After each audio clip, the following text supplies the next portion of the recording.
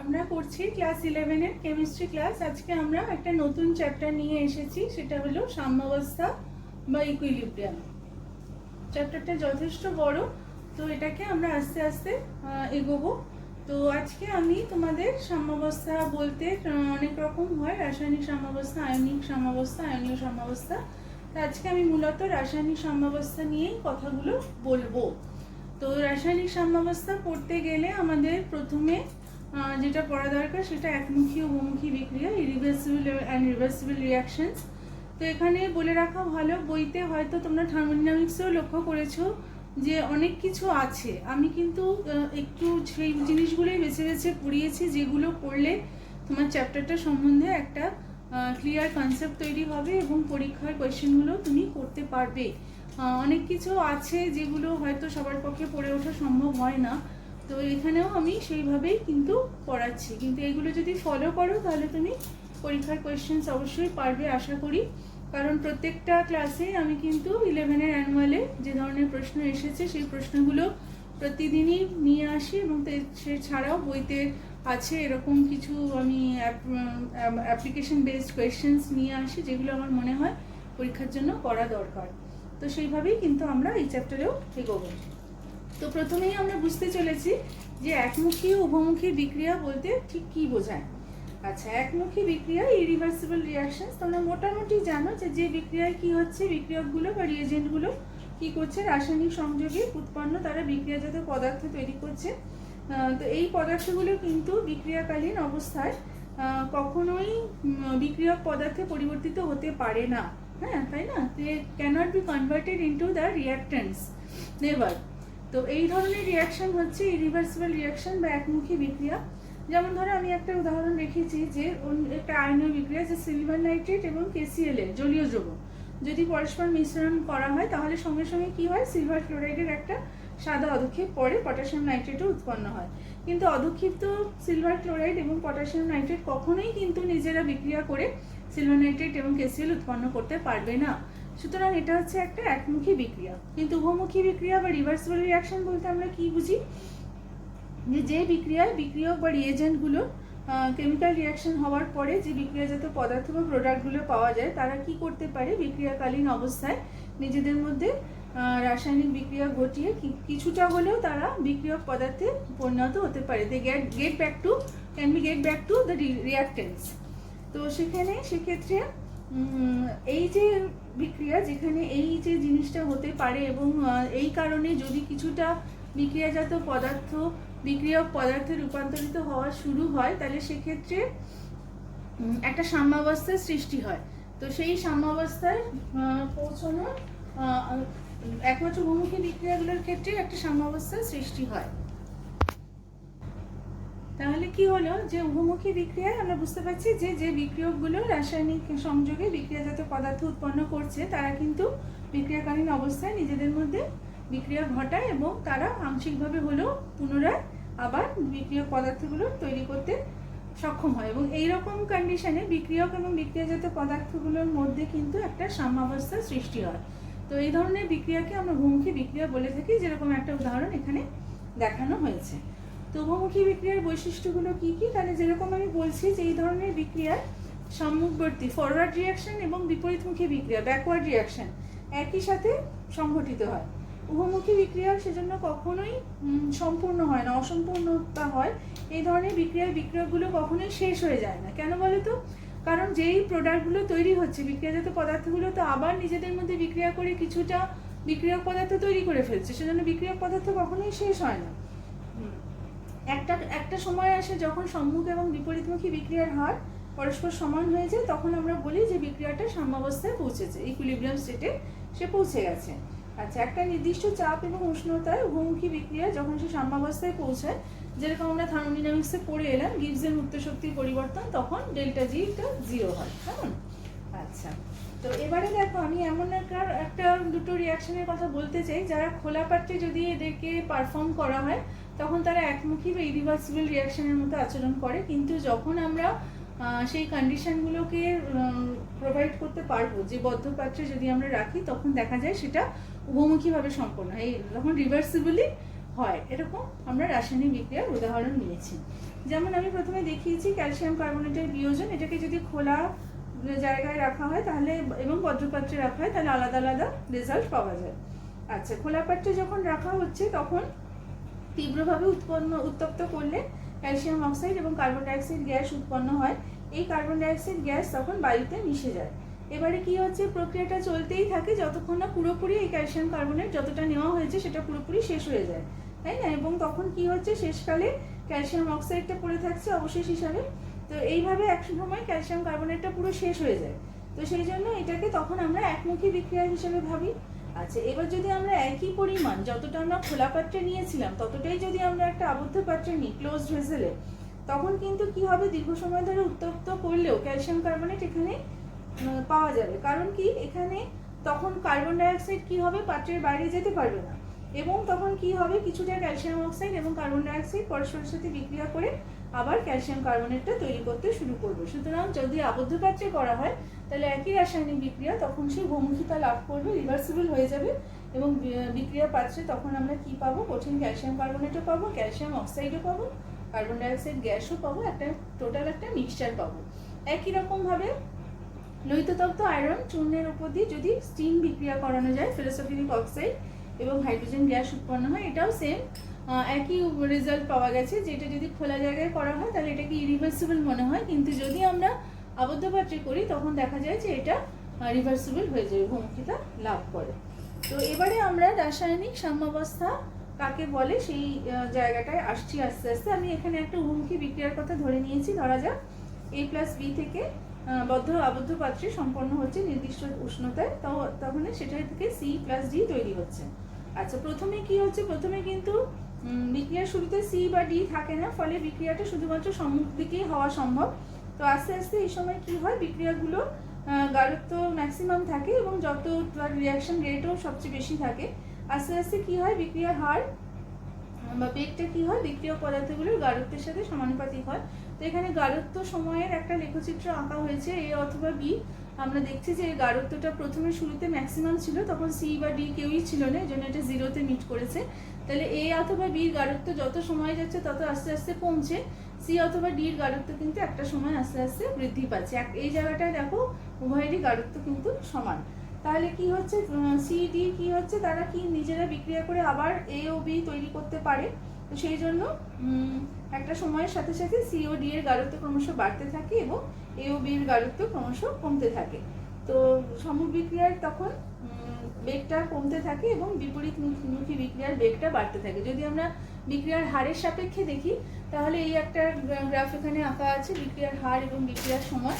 দেখা যাচ্ছে যে সমবর্তী বিক্রিয়ার হার আস্তে আস্তে কমছে, বিপরীতমুখী বিক্রিয়ার হারটা, ফরওয়ার্ড রিঅ্যাকশনের রেটটা কমছে, ব্যাকওয়ার্ড রিঅ্যাকশনের রেটটা আস্তে আস্তে বাড়ছে এবং একটা টাইমে যখন দেখা যাচ্ছে যে দুটো রিঅ্যাকশন রেট সমান হয়ে যাচ্ছে, দুটো বিক্রিয়ার হারই সমান হয়ে যাচ্ছে। এইটা রাসায়নিক সাম্যাবস্থাটাকে নির্দেশ করে এবং বিক্রিয়াটা গতিশীল সাম্যাবস্থা অর্জন করে। তো কি হচ্ছে, সাম্যাবস্থায় যখন অংশগ্রহণ করছে বিভিন্ন উপাদানের গাঢ়ত্বকে যখন সাম্যাবস্থায় পৌঁছে যায় তখন সেটাকে সাম্যাবস্থায় গাঢ়ত্ব বা ইকুইলিব্রিয়াম কনসেন্ট্রেশন বলা হয় এবং এই মিশ্রণটাকে তখন সাম্য মিশ্রণ বা ইকুইলিব্রিয়াম মিক্সচার বলা হয়। তাহলে এই জায়গা থেকে আমরা রাসায়নিক সাম্যাবস্থার যে সংজ্ঞাটা দিতে পারি সেটা এরকম, যে নির্দিষ্ট বিক্রিয়াকালীন শর্তে কোনো বহুমুখী রাসায়নিক বিক্রিয়ার ক্ষেত্রে যখন সম্মুখ বিক্রিয়া বা rate of forward reaction becomes equal to that of rate of for backward reaction, সম্মুখ বিক্রিয়ার গতিবেগ যখন বিপরীতমুখী বিক্রিয়ার গতিবেগের সাথে সমান হয়ে যায়, বিক্রিয়া সিস্টেমে উপস্থিত বিভিন্ন উপাদানের গাঢ়ত্ব সময়ের সাথে অপরিবর্তিত থাকে, তখন সেই বিশেষ অবস্থাকে আমরা রাসায়নিক সাম্যাবস্থা বলতে পারবো, chemical equilibrium. The equilibrium state will be reached. আচ্ছা, তো তারপরে আমরা আসছি যে রাসায়নিক সাম্যাবস্থার প্রকৃতি যে গতিশীল কেন বলো তো? বিক্রিয়ক এবং বিক্রিয়াজাত পদার্থের গাঢ়ত্ব কিন্তু সময়ের সাথে সাথে অপরিবর্তিত থাকে, তাই মনে হতে পারে যে সাম্যাবস্থায় হয়তো বিক্রিয়াটা বন্ধ হয়ে গেছে, কিন্তু আদৌ তা না। পরীক্ষার মাধ্যমে প্রমাণ করা গেছে যে সাম্যাবস্থায় বিক্রিয়া কিন্তু একদমই বন্ধ হয় না। কিন্তু কেন আমরা এটা বলতে পারছি, সম্মুখ বিক্রিয়া এবং বিপরীতমুখী বিক্রিয়ার হারটা সমান হয়ে যায়, যে জন্য আমাদের হয়তো মনে হতে পারে যে বিক্রিয়াটা বন্ধ হয়ে গেছে, কিন্তু না, rate of the forward reaction becomes equal to that of the backward reaction. তো সেই জন্য এটা একই হারে চলতে থাকে বলে আমাদের হয়তো এরকম মনে হতে পারে। সেই জন্যই রাসায়নিক বিক্রিয়াকে কিন্তু গতিশীল সাম্যাবস্থা বা ডাইনামিক ইকুইলিব্রিয়াম বলা হয়। তো রাসায়নিক সাম্যাবস্থার কি কি বৈশিষ্ট্য? প্রথমত হচ্ছে যে যদি স্থায়িত্ব একটা অন্যতম বৈশিষ্ট্য, যদি যে শর্তে আর যে কন্ডিশনে ইকুইলিব্রিয়ামটা রিচ করা গেল সেই কন্ডিশনগুলো যদি অপরিবর্তিত থাকে, যদি সময়ের সাথে সাথে যদি কনস্ট্যান্ট রাখা যায়, তাহলে কিন্তু সময়ের সাথে সাথে সাম্যাবস্থারও কোনো পরিবর্তন ঘটবে না। সাম্যাবস্থা কিন্তু গতিশীল। রাসায়নিক সাম্যাবস্থায় কিন্তু যেহেতু সম্মুখ ও বিপরীতমুখী বিক্রিয়া একই হারে হতে থাকে, সেজন্য সাম্যাবস্থা বজায় রাখতে গেলে উভয় দিকের বিক্রিয়াটাই কিন্তু অসম্পূর্ণ থেকে যায়। আর রাসায়নিক সাম্যাবস্থায় আমরা উভয় দিক থেকেই পৌঁছতে পারি। এই সাম্যাবস্থা অনুঘটক বা কোনো ক্যাটালিস্টের দ্বারা কোনো প্রভাবিত হয় না, not influence by any catalyst. আচ্ছা, তারপরে তোমাদের যেটা বোঝাবো সেটা হচ্ছে সমসত্ব এবং অসমসত্ব সাম্যাবস্থা, হোমোজিনিয়াস এবং হেটারোজিনিয়াস ইকুইলিব্রিয়াম। হোমোজিনিয়াস মানে কি? যখন কোনো রাসায়নিক বিক্রিয়ায় সাম্যাবস্থায় বিক্রিয়ক ও বিক্রিয়াজাত পদার্থগুলি একই অবস্থায় থাকে, একই দশা যদি থাকে, যেমন প্রত্যেকেই গ্যাসীয়, প্রত্যেকেই তরল, কি প্রত্যেকেই কঠিন, এরকম যদি হয় তখন সেটাকে সমসত্ব সাম্যাবস্থা বা হোমোজিনিয়াস ইকুইলিব্রিয়াম বলা হয়। আর যদি তা না হয়, যদি বিভিন্ন দশায় থাকে, যেমন সলিড আর গ্যাসের মিক্সচার, লিকুইড আর গ্যাসের মিক্সচার, এরকম যদি হয়, তাহলে সেটাকে আমরা বলি অসমসত্ব সাম্যাবস্থা বা হেটারোজিনিয়াস ইকুইলিব্রিয়াম। দেখো এখানে দুটো এক্সাম্পল লেখা আছে। এখানে আমরা দেখতে পাচ্ছি সবাই একই দশায় রয়েছে, সবাই গ্যাসিয়াস, তাহলে এটা সমসত্ব বা হোমোজিনিয়াস ইকুইলিব্রিয়াম। এখানে বিভিন্ন দশায় রয়েছে, সুতরাং এটা হচ্ছে অসমসত্ব সাম্যাবস্থা বা হেটারোজিনিয়াস ইকুইলিব্রিয়াম। নেক্সট আমাদের পড়তে হবে ভরক্রিয়া সূত্র বা ল অফ মাস অ্যাকশন। ভরক্রিয়া সূত্র কি বলছে? দুই রসায়নবিদ গুলবার্গ এবং বাগে, এরা দুজনে এই সূত্রের পরিচিতি দেন আমাদের কাছে। আচ্ছা, কি বলছে এই সূত্রে? স্থির উষ্ণতায় কোনো নির্দিষ্ট মুহূর্তে রাসায়নিক বিক্রিয়ার হার ওই মুহূর্তে বিক্রিয়া সিস্টেমে উপস্থিত প্রতিটি বিক্রিয়কের সক্রিয় ভরের সাথে সমানুপাতিক। At any constant temperature at any specific moment, the rate of the chemical reaction is directly proportional to the active mass of each reactant. ঠিক আছে? তো এখানে তো আমরা এখানে আবার একটা রিয়াকশন একটা লিখে নিয়েছি এটা বোঝানোর জন্য। তো এখানে আমাদের তার আগে সক্রিয় ভরের সমানুপাতিক এই যে কথাটা বলা হলো, সক্রিয় ভর বা অ্যাক্টিভ মাস বলতে কি বোঝায় এটা একটু বুঝে নেওয়া দরকার। দ্রবণের দ্রবণীয় পদার্থের ক্ষেত্রে সক্রিয় ভর মানে পদার্থটির মোলার গাঢ়ত্বকে বোঝানো হয়, আমরা থার্ড ব্র্যাকেট দিয়ে লিখে থাকি। আর যদি গ্যাস মিশ্রণের কথা বলা হয়, তাহলে কোনো উপাদানের আংশিক চাপটাকে তার মোলার গাঢ়ত্বের সাথে সমানুপাতিক হয়। গ্যাস মিশ্রণের ক্ষেত্রে কোনো উপাদানের সক্রিয় ভর বলতে উক্ত উপাদানের আংশিক চাপকে আমরা প্রকাশ করে থাকি।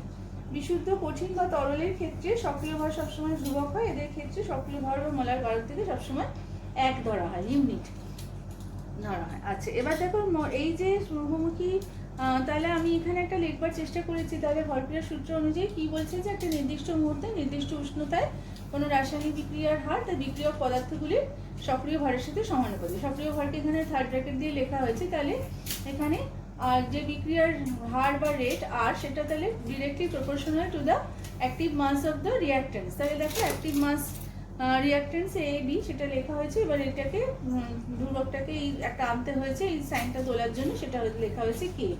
যদি সামনে কিছু সহগ থাকে তাহলে এগুলো পাওয়ারে আমাদের লিখতে হবে। তো এবারে আমরা একটা গাণিতিক রূপটায় পৌঁছানোর চেষ্টা করছি। তার জন্য একটা যে কোনো একটা রিয়াকশন আমি এখানে লিখেছি। ধরা যাক এ বি রিয়াকশন হচ্ছে একটা, সেখান থেকে সি আর বি তৈরি হচ্ছে, সাম্যাবস্থায় তারা পৌঁছেছে। তো এক্ষেত্রে কি হবে? সম্মুখবর্তী বিক্রিয়ার হারটা কি হবে? তার ক্ষেত্রে বিক্রিয়ক পদার্থ যেগুলো তার মোলার গাঢ়ত্বের সাথে সমানুপাতিক হবে সেটা লিখেছি। আর ব্যাকওয়ার্ড রিয়াকশনের ক্ষেত্রে কিন্তু যখন উল্টো দিকে হচ্ছে তখন প্রোডাক্টগুলো হচ্ছে তার বিক্রিয়ক, তাহলে সেক্ষেত্রে এটা তাহলে তাদের মোলার গাঢ়ত্বের সাথে সমানুপাতিক হবে। তো এখানে এই সমানুপাতিক চিহ্নগুলো তুলে দুটো ধ্রুবক রাশি আনা হয়েছে, কে এফ এবং কে বি। যদি সংখ্যন সাম্যাবস্থায় পৌঁছে যায়, আমরা বারবার বলছি সম্মুখবর্তী বিক্রিয়ার হার বিপরীতমুখী বিক্রিয়ার হারের সাথে সমান হয়ে যায়, R F equal to R B, তার মানে এই দুটো পরস্পরের সাথে সমান হবে, সেটা লেখা হয়েছে। এবং K F by K B করলে আমরা দেখতে পাচ্ছি যে বিক্রিয়াজাত পদার্থের গাঢ়ত্বের মোলার গাঢ়ত্বের অনুপাত বাই বিক্রিয়ক পদার্থের মোলার গাঢ়ত্বের অনুপাত। তাহলে এই দুটো ধ্রুবক রাশি, তাহলে সেটা নিশ্চয়ই একটা ধ্রুবক রাশির সাথে সমান হবে, যেটাকে ক্যাপিটাল কে দিয়ে লেখা হয়েছে। তাহলে এই নির্দিষ্ট ধ্রুবককে রাসায়নিক সাম্যাবস্থার ক্ষেত্রে তার সাম্য ধ্রুবক বলা হয়। তো তাহলে আমরা ভরক্রিয়া সূত্রের গাণিতিক রূপ থেকে এখানে এসে পৌঁছাতে পারলাম। তো আমরা তাহলে জানতে পারলাম যে সাম্য ধ্রুবকটা ভরক্রিয়া সূত্রের গাণিতিক রূপ থেকে আমরা দেখতে পেলাম যে কিভাবে আসে। এবারে আমরা বিভিন্ন রকমের সাম্য ধ্রুবকের সাথে পরিচিত হব। আচ্ছা, সাম্য ধ্রুবক কোনো রাসায়নিক বিক্রিয়ায় যখন সাম্যাবস্থায় অংশগ্রহণকারী বিক্রিয়ক এবং বিক্রিয়াজাত পদার্থগুলো সক্রিয় ভরকে মোলার গারত্বের মাধ্যমে প্রকাশ করা হয়, তখন যে সাম্য ধ্রুবকটা পাওয়া যায় তাকে আমরা কেসি বলি। এটা হচ্ছে সি স্ট্যান্ডস ফর কনসেন্ট্রেশন। কেসি কখন প্রকাশ করা হচ্ছে? গ্যাসীয় বা তরল মাধ্যমে সংঘটিত যে বিক্রিয়াগুলো আছে তার সাম্য ধ্রুবককে আমরা কেসি দিয়ে প্রকাশ করছি। দেখো এখানে একটা রিয়াকশন লেখা হয়েছে, তাহলে বিক্রিয়াজাত পদার্থের মোলার গারত্ব বাই হচ্ছে বিক্রিয়ক পদার্থের মোলার গারত্ব, তার যে অনুপাত সেটা হচ্ছে এই সাম্য ধ্রুবক। আর যখন আমরা কোনো গ্যাসীয় বিক্রিয়ায় সাম্যাবস্থায় অংশগ্রহণকারী উপাদান বিক্রিয়ক যে বিক্রিয়াজাত পদার্থগুলো আছে তাদের সক্রিয় ভরকে ওদের আংশিক চাপের মাধ্যমে যদি প্রকাশ করি তাহলে যে সাম্য ধ্রুবকটা পাই, যে জন্য এটাকে পি দিয়ে লেখা হয়েছে, পার্শিয়াল প্রেশার বোঝাচ্ছে। তাহলে দেখো একটা বিক্রিয়ার ক্ষেত্রে এটা দেখানো হয়েছে যে আংশিক চাপের মাধ্যমে, সবাই যেহেতু গ্যাসীয়, তো এইভাবে লিখলে যে সাম্য ধ্রুবকটা পাওয়া যায় সেটা হচ্ছে কেপি। তো কেপি এবং কেসির মধ্যে একটা সম্পর্ক রয়েছে, রিলেশন রয়েছে। এবার আমরা এসেও সেটা বুঝে নিই যে কী করে আমরা সেই রিলেশনে পৌঁছাবো। তো আমি এখানে একটা এবিসিডি একটা জেনারেল একটা রিপ্রেজেন্টেশন দেখিয়েছি। এটা কিন্তু তোমাদের যে কোনো রাসায়নিক পদার্থ দিয়ে একটা নির্দিষ্ট রাসায়নিক বিক্রিয়া থেকে সেই বিক্রিয়া থেকে কেপি কেসি সম্পর্কটা প্রমাণ করতে দিতে পারে। সেক্ষেত্রে সতর্ক হতে হবে, সেই বিক্রিয়া থেকে একইভাবে তুমি প্রসিড করবে, এখানে যে পদ্ধতিটা দেখানো হয়েছে সেভাবেই তুমি এগোবে, কিন্তু তখন কিন্তু এবিসিডি লেখা যাবে না। তার বদলে যে রাসায়নিক বিক্রিয়া দেওয়া হয়েছে তার রিঅ্যাক্ট্যান্ট এবং প্রোডাক্টগুলো যা আছে সেটাই কিন্তু লিখে দেখাতে হবে। তো এখানে আমি একটা রাসায়নিক বিক্রিয়া লিখেছি, এ বি থেকে সি আর ডি হচ্ছে সাম্যাবস্থায়। তার কেসির ফর্মটা তাহলে এরকম হবে আর কেপির ফর্মটা তাহলে এরকম হবে, যেটা কেপিটা আংশিক চাপের মাধ্যমে লেখা হয়েছে। তো দেখো আমরা তো এখানে এই যে আংশিক চাপের মাধ্যমে এটা লিখেছি, তো এখানে দেখো আমরা সাম্যাবস্থায় এদের যে আংশিক চাপ যেগুলো আমরা লিখেছি, তাহলে এই বিক্রিয়ার মিশ্রণটা যদি আদর্শ গ্যাসের মতো আচরণ করে তাহলে আমরা প্রত্যেকটা উপাদানের ক্ষেত্রে তারা আদর্শ গ্যাসের সমীকরণ মেনে চলে এটা ধরে নেওয়া যেতে পারে। এবং পি চাপ, টি উষ্ণতা, এন মোল আদর্শ গ্যাসের ক্ষেত্রে যদি আয়তনটা ভি লিটার হয় তাহলে পিভি ইজুকাল টু এনআরটি আমরা সবাই জানি। তার মানে P K N by V RT বা এন বাই ভিটা মোলার গারত্বকে প্রকাশ করে, সিআরটি এভাবে লেখা যায়। তাহলে এই যে জিনিসটা আমরা পেলাম, তাহলে পিটাকে আমরা সিআরটি লিখতে পারি। এই জিনিসটা দেখো আমি এবার এখানে অ্যাপ্লাই করেছি, অর্থাৎ এখানে যে আংশিক চাপ ফর সি ছিল সেটাকে আমি মোলার গারত্ব ফর্মে লিখেছি, আরটি লিখেছি, ডিটাকেও লিখেছি। তাহলে আরটি টু দি পাওয়ার কি হচ্ছে, একবার সি একবার ডি, তাহলে পাওয়ারটা অ্যাড হয়ে যাচ্ছে, সি প্লাস ডি হলো। নিচেও যেগুলো আছে বিক্রিয়ক পদার্থের ক্ষেত্রেও আমি একইভাবে লিখেছি, এখান থেকে এটাকে ফলো করে লিখেছি, পি এর জায়গায় সিআরটি লিখেছি আর পাওয়ারগুলো যা আছে তাই লিখেছি। তাহলে RT to the power A plus B হলে এবার পুরোটাকে বিক্রিয়াজাত পদার্থের যে মোল সংখ্যা মাইনাস বিক্রিয়ক পদার্থের মোল সংখ্যা করেছি। বাকি এখানে যেটা রয়ে গেল, দেখো এই যে এক্সপ্রেশনটা এটা কিন্তু কেসি কে নির্দেশ করে। আর ডেল্টা এনটা কি? ডেল্টা এনটা হচ্ছে বিক্রিয়াজাত পদার্থের মোল সংখ্যা মাইনাস বিক্রিয়ক পদার্থের মোল সংখ্যা। তাহলে আমরা কি পেলাম? KP is equal to KC into RT to the power delta N. এবার ডেল্টা এন যদি 0 হয়, গ্রেটার দেন 0 হয়, তাহলে কি হবে? কেপি কেসির থেকে বড় হবে। আর ডেল্টা এন যদি লেস দেন 0 হয় তাহলে কেপি কেসি থেকে ছোট হবে। ডেল্টা এন যদি ইকুয়াল টু 0 হয় KP is equal to KC হবে। তাহলে এটা খুব কমন একটা প্রশ্ন, এটা কিন্তু প্রায়ই পরীক্ষায় আসে। নেক্সট আমরা আসছি সাম্য ধ্রুবকের বৈশিষ্ট্য বা ক্যারেক্টারিস্টিক্স, সেইগুলো আমরা আলোচনার মধ্যে আসছি। তো প্রথমে যেটা বলবো যে নির্দিষ্ট উষ্ণতায় প্রত্যেকটা রাসায়নিক বিক্রিয়ার সাম্য ধ্রুবকের মানটা হচ্ছে নির্দিষ্ট। একমাত্র উষ্ণতার পরিবর্তনে এর মান বৃদ্ধি বা হ্রাস পেতে পারে, তাছাড়া নয়। আর কেপি কেসির মান কিন্তু চাপের উপর নির্ভরশীল নয়, কিন্তু কেএক্স আরেকটা সাম্য ধ্রুবক যেটা মোলার ভগ্নাংশ দিয়ে মোল ভগ্নাংশ দিয়ে প্রকাশ করা হয়, সেইটা চাপের উপর নির্ভরশীল। সেটা আমি এখানে এখনো বলিনি, যেখানে দরকার হবে বলবো। আচ্ছা, নির্দিষ্ট উষ্ণতার ক্ষেত্রে কোনো উভমুখী বিক্রিয়ার সাম্য ধ্রুবকের মান অনুঘটকের উপস্থিতিতে কিন্তু হ্রাস বা বৃদ্ধি কোনোটাই হয় না, অর্থাৎ এটার মানটা কিন্তু নির্দিষ্ট, স্পেসিফিক, কনস্ট্যান্ট। তো নির্দিষ্ট উষ্ণতায় কোনো বিক্রিয়ার সাম্য ধ্রুবকের মান ওই বিক্রিয়ার ক্ষেত্রে বিক্রিয়কগুলো বা রিঅ্যাক্টেন্টের ইনিশিয়াল যে কনসেন্ট্রেশন প্রারম্ভিক গারত্বের উপরও নির্ভরশীল একেবারেই নয়। তারপরে যে পয়েন্টটা আমি বলতে চাই, কোনো বিক্রিয়ার ক্ষেত্রে তার সাম্যযোজকের মান বিক্রিয়াটির সমীকরণকে যেভাবে প্রকাশ করা হয় তার উপরে নির্ভর করে। তো দেখো এখানে একটা নির্দিষ্ট রাসায়নিক বিক্রিয়া লেখা হয়েছে, তার ক্ষেত্রে মোলার গাঢ়ত্ব দিয়ে লেখা হয়েছে Kc1, দেখো NO2 whole square concentration of NO2, আর এখানে তার মোলার কনসেন্ট্রেশন লেখা হয়েছে, এইভাবে লেখা হয়েছে। এবার যদি বিক্রিয়াটাকে যদি আমি এইভাবে না লিখে যদি এইভাবে লিখতাম, একই রিয়াকশন কিন্তু, তাহলে দেখো তখন কিন্তু কেসিটার দেখো এটা কিন্তু তখন অন্যভাবে আসছে, এবং দুটোর মধ্যে একটা সম্পর্ক আমরা নির্ণয় করতে পারছি। আমরা দেখতে পাচ্ছি Kc1 is equal two Kc2 square বা Kc2 is equal to root over of Kc1, তাই না? তার মানে কি হচ্ছে যে আমরা সমীকরণটাকে যেভাবে প্রকাশ করছি তার উপরে নির্ভর করছে। তো এইভাবে আমরা সেটা দেখতে পাই। আচ্ছা, তারপরে আমরা আসছি যে বিক্রিয়া কোশেন্ট, আরেকটা গুরুত্বপূর্ণ জিনিস, বা রিয়াকশন কোশেন্ট কাকে বলে একটুখানি জেনে নেব। রিয়াকশন কোশেন্ট বা বিক্রিয়া কোশেন্ট এটা হচ্ছে যে একটা নির্দিষ্ট উষ্ণতায় কোনো বিক্রিয়ার ক্ষেত্রে একটা যে কোনো মুহূর্তে, সাম্যাবস্থার কথা বলছি না কিন্তু, একটা মুহূর্তে বিক্রিয়ার যে ব্যালেন্স সমীকরণটা আছে, সমিত সমীকরণ আছে, সেইখানে অনুসংখ্যার যে ঘাতগুলো আছে সেইখানে যদি আমরা পাওয়ার ওয়েভ সেটাকে লিখে নিয়ে প্রত্যেকটা প্রোডাক্টের সক্রিয় ভরের গুণফল এবং প্রত্যেকটা বিক্রিয়কের ক্ষেত্রেও তাদের সক্রিয় ভরের গুণফল, এইভাবে দুটো রাশির অনুপাতকে করি, তাহলে সেই মুহূর্তে, সেই নির্দিষ্ট মুহূর্তে সেইটাকে, ওই অনুপাতটাকে বিক্রিয়া কোশেন্ট বলা হয়। এটাকে কিউ অক্ষর দ্বারা প্রকাশ করা হয়, মোলার গাঢ়ত্বের সাহায্যে প্রকাশ করলে এটাকে কিউসি বলে, আর যদি আংশিক চাপের মাধ্যমে প্রকাশ করা হয় এটাকে কিউপি বলে। যেমন ধরো আমি এখানে একটা রিয়াকশন লিখেছি, A প্লাস বি থেকে C প্লাস ডি হচ্ছে, তাহলে একটা কোনো নির্দিষ্ট মুহূর্তে বিক্রিয়াজাত পদার্থগুলোর এখানে মোল সংখ্যা যে আছে সেটাকে তাদের ঘাতে উন্নীত করে, বা বিক্রিয়ক পদার্থের ক্ষেত্রেও একই করে এই যে দুটো যে রাশি হচ্ছে তার যে অনুপাত পাওয়া যাচ্ছে সেটাকে কিউসি বলছি, আর আংশিক চাপের ক্ষেত্রে এটাকে বলছি কিউপি। আচ্ছা, তো এবার ব্যাপারটা হচ্ছে যে একটা এটার কিন্তু যে কোনো মুহূর্তে বিক্রিয়া কোশেন্ট হচ্ছে এইটা। আচ্ছা, আর আমরা যে কেপি আর কেসি কে পেলাম, একটু আগে লিখলাম, সেগুলো কিন্তু যখন সাম্যাবস্থায় পৌঁছায়, সাম্যাবস্থার মোলার গাঢ়ত্ব এটা কিন্তু বুঝতে হবে, কেমন? আচ্ছা, বিক্রিয়া কোশেন্ট একটা স্থির উষ্ণতায় একটা কোনো মুহূর্তে বিক্রিয়া কোশেন্ট এবং বিক্রিয়াটির সাম্য ধ্রুবক যদি আমরা তুলনা করি, তাহলে আমরা বুঝতে পারি যে বিক্রিয়াটা সাম্যাবস্থায় পৌঁছেছে কি পৌঁছায়নি, ঠিক আছে? বা তখন সমীকরণ অনুযায়ী আমাদের হাতে যে কাছে সমীকরণটা থাকলে তাহলে সম্মুখবর্তী বিক্রিয়াটা বা বিপরীতমুখী বিক্রিয়াটা কোন দিকে বিক্রিয়াটা বেশি মাত্রায় গিয়ে সাম্যাবস্থায় পৌঁছাবে সেটা আমরা বুঝতে পারি, সেই সম্বন্ধে আমাদের একটা ধারণা তৈরি হয়। তো কিউসি এবং কেসির মান থেকে আমরা কিভাবে সেই সাম্যাবস্থা ধারণায় পৌঁছাই? ধরো কিউসির মানটা দেখা যাচ্ছে যে কেসির মানের থেকে কম, তার মানে বুঝতে হবে বিক্রিয়াটা সাম্যাবস্থায় নেই। বিক্রিয়াটা তাহলে কি হবে, সামনের দিকে ফরওয়ার্ড রিয়াকশনটা আরো বেশি করে হবে, গিয়ে সাম্যাবস্থায় পৌঁছাবে, ফলে বিক্রিয়াজাত পদার্থগুলো কি হবে, উৎপাদন বাড়বে। বা ধরা যায় দেখা গেল কিউসি হচ্ছে গ্রেটার দেন কেসি, তার মানেও বুঝতে হবে যে বিক্রিয়াটি সাম্যাবস্থায় নেই, তাহলে বিক্রিয়াটা কি হবে, বিপরীত দিক থেকে আরো বেশি মাত্রায় সংঘটিত হবে, অর্থাৎ ব্যাকওয়ার্ড রিয়াকশনটা বেশি করে হবে এবং সাম্যাবস্থায় সেটা পৌঁছাবে, ফলে বিক্রিয়াজাত পদার্থগুলো কিন্তু তখন প্রোডাকশনটা কমে যাবে। আর যদি দেখি যে কিউসি ইজ ইকুয়াল টু কিসি, তার মানে অবশ্যই বুঝবো বিক্রিয়াটি সাম্যাবস্থায় আছে এবং এই মিশ্রণে বিক্রিয়ক এবং বিক্রিয়াজাত পদার্থগুলির মোলার গাঢ়ত্ব তখন একদম সময়ের সাথে কনস্ট্যান্ট হবে।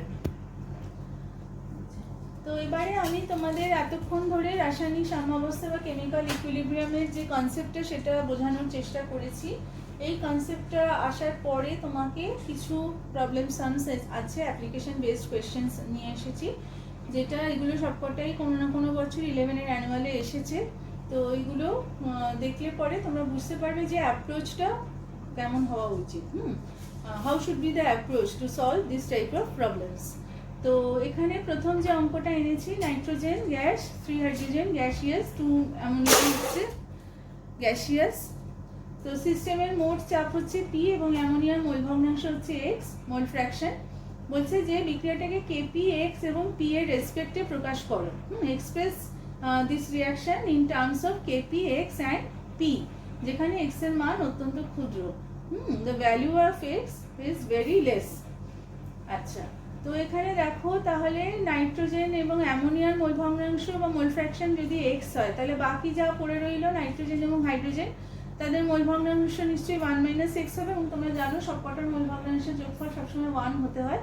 আচ্ছা, তাহলে নাইট্রোজেনের ক্ষেত্রে এখানে তাদের যে মোল সংখ্যার অনুপাত রয়েছে নাইট্রোজেন এবং হাইড্রোজেনের, আমরা দেখতে পাচ্ছি 1:3।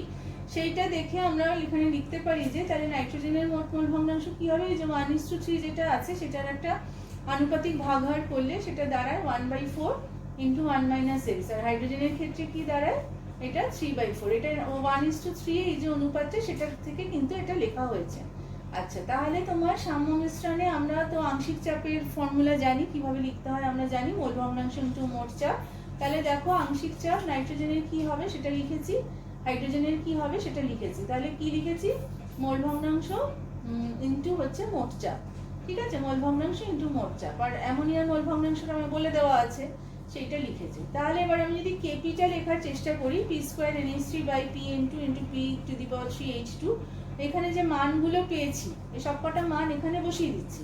বসিয়ে দিয়ে আমরা দেখতে পাচ্ছি যে একটা কিছু আসছে, এক্স এর মান অত্যন্ত ক্ষুদ্র ধরে নিতে বলা হয়েছে, সেজন্য 1 - x-টাকে 1 ধরেছি। তাহলে কেপি যেটা পড়ে থাকছে সেটা এক্স আর মোট চাপ এর টার্মসেই রইল। তাহলে এটা হচ্ছে আমাদের নির্দিষ্ট এক্সপ্রেশন যেটা চাওয়া হয়েছে, যেখানে এটা দেখাতে বলা হয়েছে। আচ্ছা, তারপরে নাম্বার 2, নাইট্রোজেন প্লাস 3 হাইড্রোজেন, আবার সেই অ্যামোনিয়া তৈরি হচ্ছে, ক্ষেত্রে সাম্যধ্রুবক K1 এবং অ্যামোনিয়া উল্টো দিক থেকে যদি লেখা হয় তাহলে আরেকটা রিঅ্যাকশন দেওয়া হয়েছে, তার সাম্যধ্রুবক যদি K2 হয়, K1 এবং K2 এর মধ্যে সম্পর্ক নির্ণয় করে। তো আমি প্রথম ইকুয়েশনটা লিখে নিয়েছি, নাইট্রোজেন প্লাস 3 হাইড্রোজেন 2NH3, তো সাম্যধ্রুবক K1, আর পরেরটা NH3 দিয়েছিল। আচ্ছা, এখানে প্রথমটা যদি আমি এটাকে 2 দিয়ে মাল্টিপ্লাই করি তাহলে কি হচ্ছে, না এই ইকুয়েশনটাকে এটাকে ঘুরিয়ে লিখেছি, 2NH3টাকে এদিকে তো বিক্রিয়াজাতর দিকে 2NH3 ছিল, যদি ঘুরিয়ে লিখি তাহলে সাম্যধ্রুবকটা 1 হয়ে যাবে, অনন্যক রাশিটা হয়ে যাবে, এটা ঘুরিয়ে লিখেছি। আর পরের যে রিঅ্যাকশনটা ছিল সেটাকে 2 দিয়ে মাল্টিপ্লাই করেছি, তাহলে সাম্যধ্রুবকটা তাহলে K2 এটা মাল্টিপ্লাইড হয়ে যাবে, K2 স্কোয়ার হলো। তাহলে দেখা যাচ্ছে দুটো তখন সেম রিঅ্যাকশন হয়ে গেল, তাহলে তখন এই দুটো সাম্যধ্রুবকও সেম হওয়া উচিত, তাহলে K2 স্কোয়ার = 1/K1 আসছে, তার মানে K2 হচ্ছে 1/√K1। এখানে K1 এবং K2 এর মধ্যে সম্পর্কটা নির্ণয় করতে বলেছিল, তো আমরা এখানে এইভাবে K1 এবং K2 এর মধ্যে সম্পর্কটা নির্ণয় করলাম। নম্বর যে প্রশ্নটা রেখেছি দেখো, 4NH3 gaseous plus 5O2 gaseous তৈরি হচ্ছে 4NO গ্যাসিয়াস 6H2 গ্যাসিয়াস। এই রাসায়নিক সমীকরণে কেপি ও কেসি রাশিগুলি লেখো এবং এদের মধ্যে সম্পর্ক স্থাপন করো। তো প্রথমে ইকুয়েশনটা লিখে নিয়েছি, এর আগে আমি যেভাবে কেপি ও কেসি সম্পর্ক দেখিয়েছিলাম সেইভাবে করছি। তাহলে কেপি ফর্মটা কি হবে, p⁴NO into p⁶H2O p⁴NH3 into p⁵O2। আচ্ছা, তাহলে দেখো এই যে PV = nRT, আমি একটু আগে তোমাদের ব্যাপারটা বুঝিয়ে দিয়েছি যে P = CRT লেখা যায়। তাহলে দেখো প্রত্যেকটা পার্শিয়াল প্রেসারের জায়গায় ওই CRT মোলার গাঢ়ত্ব ইন্টু RT এইভাবে লিখেছি। তাহলে RT এখানে দুটো আসছে পাওয়ার 4 আর 6, আর নিচে যেটা আছে সেখানে আসছে 4 আর 5, বাকিগুলোর বদলে কেসি লেখা যায়।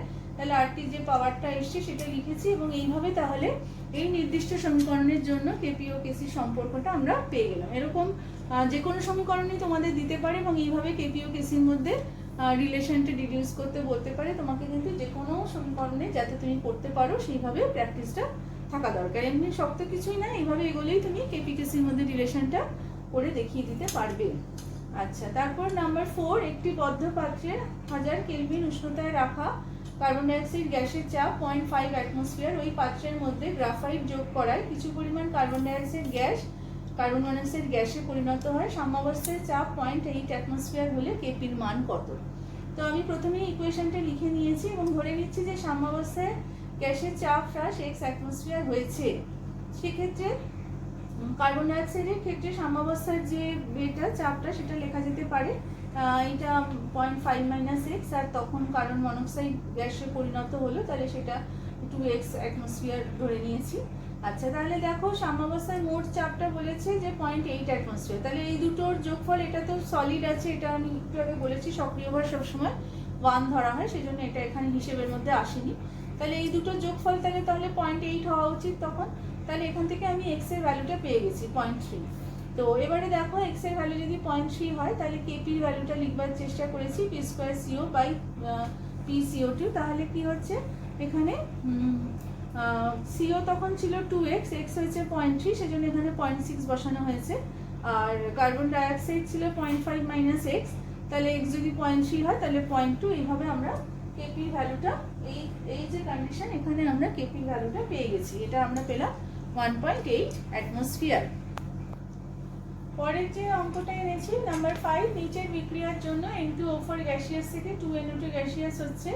তো সাম্যাবস্থায় 318 কেলভিন উষ্ণতা এবং 2 অ্যাটমসফিয়ার চাপে মোট বিয়োজন মাত্রা ডিগ্রি অফ ডিসোসিয়েশন আলফা, যেটা 28%। তাহলে বিক্রিয়াটার কেপি ও কেসি ক্যালকুলেট করতে বলছেন। তাহলে দেখো, আমরা যদি প্রথমে যে আছে সেই মোল সংখ্যাটা যদি আমরা এ ধরে নিই, তাহলে প্রথমে তো এ, আর তখন তো NO2 উৎপন্ন হয়নি, তখন সেটাকে 0 ধরেছি। এবার সাম্যাবস্থায় কি হচ্ছে, বিয়োজন মাত্রা আছে 28%। তাহলে কি হলো, তাহলে 28% বিয়োজিত হয়ে গেছে, তাহলে পড়ে থাকছে কত, তাহলে 1 মাইনাস করা হয়েছে সাম্যাবস্থায়, তাহলে সেটা পড়ে থাকছে ইন্টু এ। আর এটা যেটা বিয়োজিত হয়েছে সেটাই তাহলে NO2 উৎপন্ন মোল সংখ্যা হবে। তাহলে এটা এই যে রেশিওটা, এটা যদি এ হয় 1 হয়, এটা হবে 2, তাহলে এটা যদি এই হয় তাহলে এটা ইন্টু 2 ইন্টু এইটা হবে, বিয়োজন মাত্রার হিসেব থেকে এটা করা হয়েছে। এবং তাহলে সাম্যাবস্থায় মোট যে মোল সংখ্যা সেটা আমরা হিসেব করেছি, এটা দেখা যাচ্ছে 1.28 এ হচ্ছে। এবং সেখান থেকে আমরা তখন N2O4 এর মোল ভগ্নাংশটা ক্যালকুলেট করেছি, N2O4 এর মোল সংখ্যা বাই মোট মোল সংখ্যা এইভাবে, এবং NO2রও মোল ভগ্নাংশটা ক্যালকুলেট করেছি, NO2 মোল সংখ্যা বাই মোট মোল সংখ্যা এইভাবে। এবং তখন দুজনের আংশিক চাপ নির্ণয় করার চেষ্টা করেছি, মোল ভগ্নাংশ ইন্টু মোট চাপ করে দুজনের আংশিক চাপ বার করেছি। এবং তারপরে সেটা কেপি যেটা হবে P²NO2/PN2O4, তাহলে PN2 এবং PN2O4 দুটোই বার করা হয়েছে। তো সেই জন্য এইভাবে তখন এটা 0.68 অ্যাটমসফিয়ার হয়েছে। তো এইভাবে যদি আমরা এবার তাহলে কেপির ভ্যালুটা পেয়ে গেছি, কেসির ভ্যালু যদি আমার বার করতে হয় এই সম্পর্কটা ব্যবহার করতে হবে, কেপি = কেসি RT⁴ তো দেখো, আর এর ভ্যালুটা এটা লিটার অ্যাটমসফিয়ারে বসানো হয়েছে, যেহেতু এদিকে কেপিটা অ্যাটমসফিয়ারে বেরিয়েছে, কেসিটাও তোমার মোল পার লিটারে থাকে। তো 318 কেলভিন উষ্ণতা বলে দেওয়া ছিল, এবং ডেল্টা এনটা ভ্যালুটা তো দেখতেই পাচ্ছি আমরা 2 - 1 বসানো হয়েছে, করে এখান থেকে আমরা কেসি ভ্যালুটাও ক্যালকুলেট করতে পেরেছি। আচ্ছা, পরের যে অঙ্কটা, নিচের সাম্যগুলি সাম্য ধ্রুবক যথাক্রমে K1 এবং K2 দুটো রিয়াকশন দেওয়া আছে। একটা হচ্ছে SO2 + হাফ O2 থেকে SO3 হচ্ছে, এবং SO3টা বিয়োজিত হয়ে SO2 এবং O2 তে হচ্ছে। এখানে K1 এবং K2 এর মধ্যে একটা রিলেশন ডিডিউস করতে বলেছে, রিলেশন আসতে বলেছে, সম্পর্কটা কি। তো আমি দুটো রিয়াকশনই আলাদা করে লিখে নিয়েছি, লিখে নিয়ে K1 বার করার চেষ্টা করেছি, in terms of partial pressure লিখেছি PSO3/PSO2 × P⁴ O2। এখানে দেখতেই পাচ্ছ সামনে সংখ্যাগুলোর অনুযায়ী লেখা হয়েছে, এবং K2ও তাই, এখানে যা আছে ওপরে P² SO2 × PO2, এদিকে SO3 2SO3 আছে বলে P² SO2। আচ্ছা, এই K1টাকে আমি 1/K1 করেছি, তাহলে এটা উল্টে গেছে, 1/K1² দেখো যা হয়েছে, তখন এই K2টার সাথে সমান হয়ে গেছে, সেই জন্য এখানে K2 = 1/K1² লেখা হয়েছে, এবং K1 পাওয়া যাচ্ছে 1/√K2। তাহলে এটা হলো নির্ণেয় সম্পর্ক K1 এবং K2 এর মধ্যে। পরের যে অঙ্কটা, এটা ছোট, দেখাও যে hydrogen gaseous plus carbon dioxide gaseous, H2O gaseous plus carbon monoxide gaseous বিক্রিয়াটির জন্য বিক্রিয়াজাতগুলির সাম্য উৎপাদন ইকুইলিব্রিয়াম ইল্ড অপরিবর্তনীয় তাপমাত্রায় চাপের উপর নির্ভরশীল নয়। তো এখানে আমরা দেখতে পাচ্ছি ডেল্টা এনটা হচ্ছে 0। ডেল্টা এন যদি 0 হয় তাহলে কিন্তু এখানে চাপের উপর কখনোই নির্ভরশীল হবে না, কারণ এখানে চাপের পরিবর্তন উভয় দিকে যদি মোল সংখ্যা সমান থাকে, তাহলে সেই বিক্রিয়ার সাম্যাবস্থা কখনোই চাপের সঙ্গে চাপের প্রভাবটা তার উপর দেখা যাবে না। কোনো দিকে সমবর্তী ব্যতিক্রমী বিক্রিয়া কোনো দিকে সেটা এগিয়ে যাওয়ার, সেই নির্দিষ্ট দিকে যাওয়ার সম্ভাবনা নেই।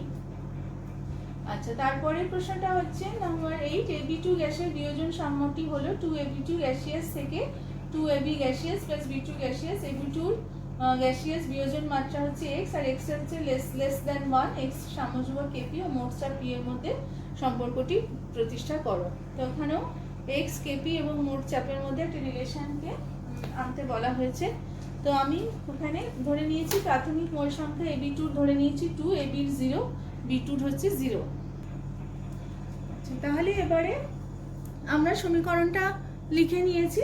তো এখানে দেখো, সাম্যাবস্থায় মোল সংখ্যাটা x যদি বিয়োজন মাত্রা হয় সেই অনুযায়ী লেখা হয়েছে, এটা 2 × 1 - x, এটা 2x হবে, এটা x হবে।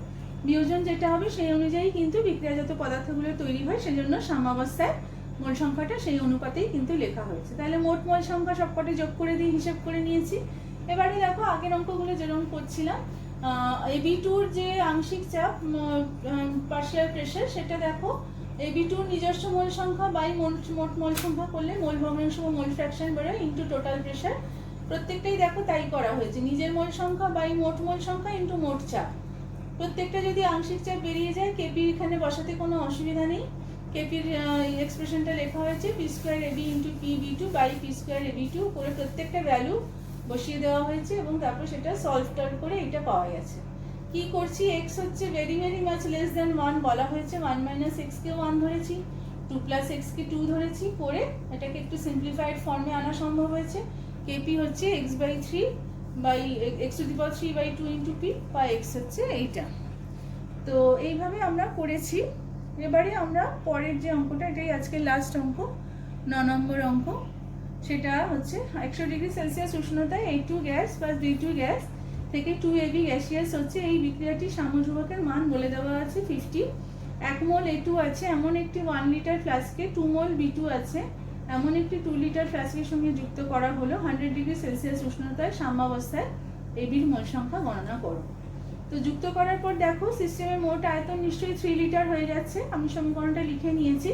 তাহলে যেহেতু আয়তনের সাথে মোল সংখ্যা সমানুপাতিক, তাহলে এখানে এদের যে মোল সংখ্যা আছে, এখানে দেখো মোল সংখ্যাগুলোর রেসপেক্টে এখানে তাদের প্রাথমিক গাঢ়ত্বটা ধরে নেওয়া হয়েছে। এটা 1/3, এটা 2/3। এখানে প্রাথমিক এরা বলে দিয়েছিল যে 1 মোল A2 এবং 2 মোল B2 যোগ করা হয়েছে, তাহলে মোট মোল সংখ্যা 3। সেই হিসাবে A2টা এখানে এইভাবে ধরে নেওয়া হয়েছে, কারণ বিটা বেশি ছিল, 2 মোল ছিল, তাই ওটা 2/3 হয়েছে, এটা 1/3 ধরা হয়েছে। তো সাম্যাবস্থায় গাঢ়ত্ব x যদি বিয়োজন মাত্রা হয় তাহলে ওটা মাইনাস করে বসানো হয়েছে। আর এখানে এবিটাও যেটা বিয়োজিত হয়েছে সেই পরিমাণই এবি তৈরি হবে, সেই হিসাবে এখানে 2x/3 ধরা হয়েছে। তাহলে কেসি আমরা ভ্যালুটা লিখেছি এখানে, সাম্যধ্রুবকের মানটা কেসি 50 কিন্তু বলে দেওয়া আছে, সেটা বসাবো। আগে এবি A2 B2 প্রত্যেকের মান এখান থেকে যা পেলাম সেটা বসানো হলো, করে এইটা পেলাম। এবার এটাকে জাস্ট সলভ করা হয়েছে। তো এখানে একটা দেখো দ্বিঘাত সমীকরণ আসছে, এটা কি সলভ করলে এটা তোমরা নিশ্চয়ই নিজেরাও বুঝতে পারবে। তো এটা একটা দ্বিঘাত সমীকরণের ফর্মুলা এখানে চলে এলো। সেখান থেকে যেভাবে এক্স এর মানটা বার করে, যাদের অঙ্ক নেই তাদের ক্ষেত্রে একটু অসুবিধা হতে পারে, সেক্ষেত্রে তারা একটুখানি দেখে নেবে। তো দ্বিঘাত সমীকরণের ক্ষেত্রে যেভাবে এক্স এর মান বার করে এখানে সেটা অ্যাপ্লাই করা হয়েছে, করে শেষ পর্যন্ত এক্স এর মানটা বার করা হয়েছে। এবং এবি মোল সংখ্যা যেহেতু 2x হবে, সেই জন্য এখানে সাম্যাবস্থায় সেইটা এখানে ধরা হয়েছে, 2xটাকে 2 দিয়ে মাল্টিপ্লাই করে দেওয়া হয়েছে। তো এইভাবে আমি এখানে আজকে যা যা করিয়েছি তার উপরেই কিছু অঙ্ক এনেছিলাম। এইগুলো তোমাদের নিজেদের হাতে করে প্র্যাকটিস করতে হবে, তবে তোমরা এই অ্যাপ্রোচগুলো ধরতে পারবে। তো এরকম অঙ্ক বইতে প্রচুর রয়েছে, করে দেওয়া রয়েছে। আমি কিছু বেছে আনলাম যেগুলো আমার মনে হয়েছে এগুলো তোমাদের দেখিয়ে দেওয়া উচিত, তাহলে হয়তো তোমাদের করতে সুবিধা হতে পারে। তো আশা করি সবাই সেগুলো দেখে নেবে। আমি নেক্সট ক্লাসে এই চ্যাপ্টারটার পরবর্তী যে অংশ সেটা নিয়ে আসব। সবাইকে অনেক ধন্যবাদ।